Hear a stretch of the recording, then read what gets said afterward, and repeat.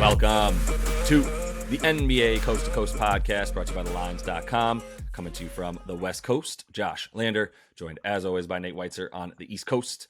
And we've got play-up props for you guys on a Tuesday night in the NBA. Back to 3 games on the slate after just 2 on Monday night for us to choose from here. We've also got a best bets video up about Tuesday, so make sure to check that out and continue to follow along with us by liking and subscribing to that page. Also want you to head to thelines.com. We're putting up all the picks on the site these days. Have plenty of great content up there and our odds finder tool that you can use to make sure you are getting the best odds available to you across all these books that you are betting with this NBA postseason. We don't know how we did on Monday night with our 4 props from that video, so we will move right into this Tuesday one and obviously update that record for you guys as we can. But Nate, let's jump right into your first NBA play-up prop for Tuesday night.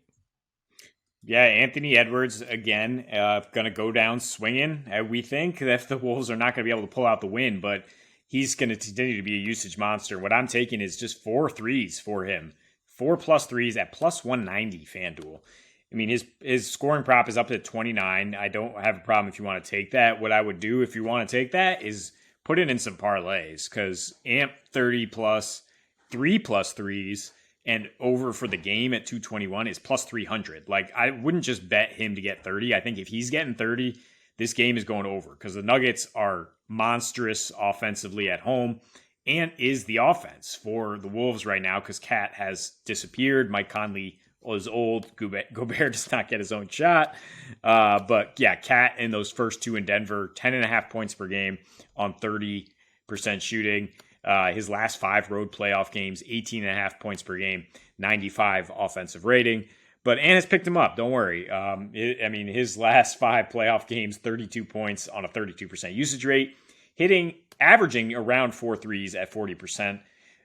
He actually hit 4+ threes in 5 of 6 games against Memphis last year. And Denver is not as good of a defense. They did guard the 3-point line pretty well, but they haven't been able to guard Ant in this series. He's getting his own shot. He's hit 14 threes on 33 attempts in the last 3 in this series. That's good for 42%. And most importantly, he's taking double-digit attempts. So, he's going to get the opportunities here. He's turning it on in the second half. The last 3 second halves, 27, 23, and 18 points. So for his point, and then he had several in the overtime in that 18. With them to be trailing, like, you're going to expect Ant to be gunning down the stretch. I would be surprised if he doesn't get 30, but I think the odds are best here for the Trays. Yeah, I'm with it. Look, I think Denver might have some trouble moving forward. I know we probably both like them to win a series against the Suns, who they're likely playing next. But like, if they can't guard Ant, and can they guard Devin Booker? This is sort of a position that they might continue to have trouble with. Yeah, Ant is a guy who, I was looking at taking him as well, and I thought this has been Nate's guy. Let him continue to ride with him. But yeah, my full support on the Ant picks, as I was saying in the best bets video. Like, he was it was a little bit shakier with him at the beginning of these playoffs. He still kind of seemed like the inconsistent guy that when we didn't know if he was really bringing it. And then really his defense leads to his offense. Getting a couple blocks and steals really just seems to ignite him. And that happened in game 2. And then since then it's been lights out for the young Ant there. So after guaranteeing that he was going to win, that they were going to be the first team to come back from a 3-0 deficit, I think he'll definitely be looking to back that up, continuing. And as long as they're alive in this series, I think we'll probably be seeing Ant in our player props videos. So moving on to a game that had a pretty big piece of news come out right before we started recording on Monday evening here, where DeJounte Murray was officially suspended 1 game for his altercation with the referee in that last game that they lost there in Atlanta. And he has been huge for them in these playoffs, leading the team in minutes, 2nd in usage rate behind Trey, 2nd in points behind Trey, being a big-time defender for them against different guys on the other team, including Jaylen Brown, who he's guarded a bunch. So they're going to be in trouble without him. They couldn't necessarily figure it out throughout the season, but with him out there, they were definitely better in the playoffs. Bogey's been good. I'm going with Bogdanovic over on points, and as we record this, we don't know what that is yet. I'm going to predict that it's going to come out around 17.5. High would be 18.5 points in my opinion if they put it that high, because of the fact that he hasn't been playing that many minutes, just 25 a game in this series. But I think he's still a good bet at about 17 and a half points. So when we see what it is, I'll definitely be tweeting and stuff. We can get in the comments on the YouTube video here once you guys are watching it. But once we know more about what exactly that looks like, I'll let you know how I feel about it. But like I said, I'm predicting it to be around that, and I would take it over 17 and a half points on any books that you can find it, because I do think that this is a situation that will call for him where they're going to need a bit more offense against a Celtics team that's incredible on offense at home, similar to that Denver Nuggets team. And Bogey's a guy that they turn to on the road. Especially, he's an adult in the room, an adult scorer specifically in the room that can help create his own shot and really doesn't need much room to pull it when he's on the floor, which definitely helps space for Trey. He's got the fourth highest usage rate on the team, despite the fact that he's only playing the 25 minutes per game. He still has the fourth most amount of minutes as well at this point, and is the first man off the bench. And I think you can expect his minutes to rise to about the 31 minutes per game at least. And that's what that's what he got when he played without Murray during the regular season, but two, because he also just gets more minutes at home. They rely on him more on the road than at home. 15 points per game in the series and 29 minutes when he's in Boston versus just the 12 points per game in 26 minutes that he's playing when he's been at home in this series so far. You cannot play Saddiq Bey. That has been made obvious. His individual defensive rating is 130. His individual net rating is minus 12.5 because he is getting cooked by whomever they're just hunting him essentially, and one of the Jays is going to just take him on. Unfortunately, he's also been the brunt of some Malcolm Brogdon slitheriness, as he's gotten past him a few times as well. So I think that's not the answer, and this is really a 7-ish man rotation with Jalen Johnson getting some minutes, but mostly like Saddiq Bey and Bogey have been the ones getting minutes off the bench for this team. So there's not very many places else to turn for the Hawks other than Bogey, who, like I said, if he's getting 31 minutes, then like give me close to 20 points, closer to 20 than 15 anyway. I'm going to have to put a moratorium on adult in the room if you're going to use it for Bogey, who's like 23 years old. No. I think what you mean he's a gamer. I mean, I do like his demeanor. He's a guy who will come out on the road and not be phased. 30 years he's old. 30? Yeah. Okay. He's a man. Well, he looks really young. I definitely don't consider him a seasoned guy by any means. But I like this as long as it's 16 and a half or so. Honestly, I'm going to be targeting the Hawks defense or lack thereof more so without DeJounte. Just kind of throw out as a bonus pick Jaylen Brown, 27 points, because like you said, he's been the primary defender there. Yep. But I'm going with the guy who you will not mistake for an adult or a child. That is Papa Al Horford, to go 10 rebounds and assists, even money at FanDuel. We're not going to mess with the points, obviously, after he goes for an 0-11-5 line that could make Draymond Green proud in Game 3. I mean, he's extremely valuable to the Celtics team, and he doesn't necessarily have to score, even though he's the most efficient three-point shooter in the league this year, and probably is going to hit a couple of those. But he's going to play big minutes. He played 38 minutes in Game 1 at home here. He's averaging 33 for the series, and Rob Williams had a nice game in Game 3, but he played his most of the series, 29, and the Celtics should be much more cautious with Rob than Al, even though there's a huge age difference there. There's also a huge difference in durability.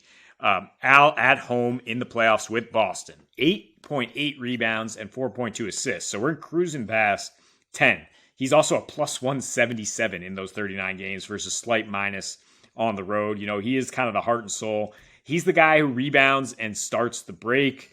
He's the guy who is connective, a playmaker from the elbow, from the post, whatever. I mean, take away before Game 2 against the Hawks, where he had just 4 rebounds, 3 assists.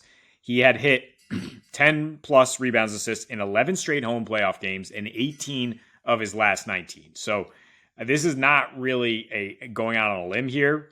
The odds are great at just minus 102. So I'm going to hit that and just look for the Celtics to just dominate as a team and not necessarily. That's why I pivoted off Jalen for 27 points, because I don't know who's going to be lighting up Atlanta, but I know they're just going to get dominated. And I was looking at a similar theory to you. I was looking at maybe some Jason Tatum assists. You could get plus money for him to get 5. He's done that twice in this series. He's done it a lot against Atlanta, and somewhat true to the theory, like if Jaylen Brown's going to be the biggest beneficiary of DeJounte Murray not being present, then maybe that means that they're looking for him more, right? Just the other thing with that is that the Celtics, while they do get a decent amount of assists in games that they play well, like sometimes they might just say, well, Jaylen Brown can just have the ball from the start and he can just go basically end to end and take whomever's trying to guard him one-on-one, because they're not going to have a great answer for him. It's like if DeAndre Hunter is guarding, whichever one DeAndre Hunter is not guarding is going to do pretty well in terms of Jalen or Jason, right? And so rather than try to focus on that, like you're saying, I do like the going for Papa Al. And since I can't talk about Papa Al because in terms of taking his prop, I am going to take Clint Capela's prop as an under and talk about Papa Al as a result of that, because he does super well against Clint Capela. Capela under 21.5 points and rebounds is -110 on BetMGM. Put a unit on that with some confidence. He hasn't hit this prop this over one time in 7 games versus Boston, his last 7 overall. Rob Will only played one of those games because Papa Al shuts it down basically when he gets out there.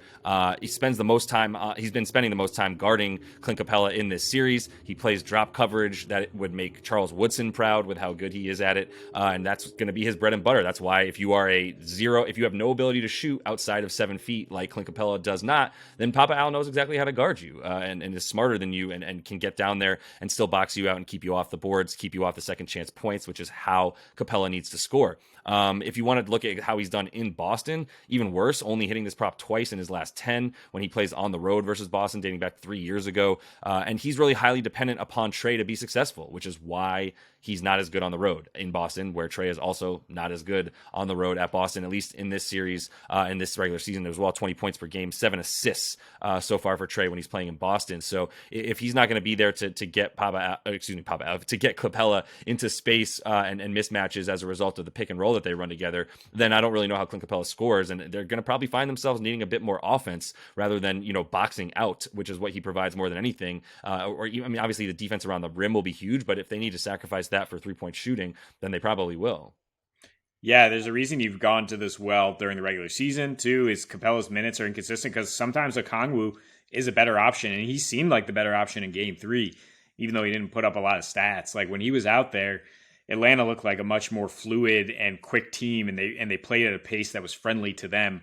I don't think they're going to beat Boston, trying to bang, and that's why John Collins and Capela have struggled in this series. They're getting exposed defensively, and they're just not very multifaceted offensive players. So I like the under. I just consistent with pointing out inconsistencies, though. I got to say, Rod Woodson is the Hall of Fame free safety. Charles is a cornerback. Yeah, so I mean, drop coverage helps, but you played drop coverage as a cornerback. I know who Charles Woodson is, just in case anybody was worried about that. But you could play drop coverage as a quarterback. But they were old school man to man. He was the original Revis Island. I think it just would have been better with Rod. Fine. Next time I will definitely run my NFL safety references by you. But I will also say that when he was on the Packers, Charles Woodson was a safety. At any rate, this is the NBA Coast to Coast podcast, and that is all the time that we have in it for you today on Tuesday night. Make sure to like and subscribe to that page. Also check out the best bets video that we have up for you for Tuesday's 3-game slate. And until we see y'all next, happy betting.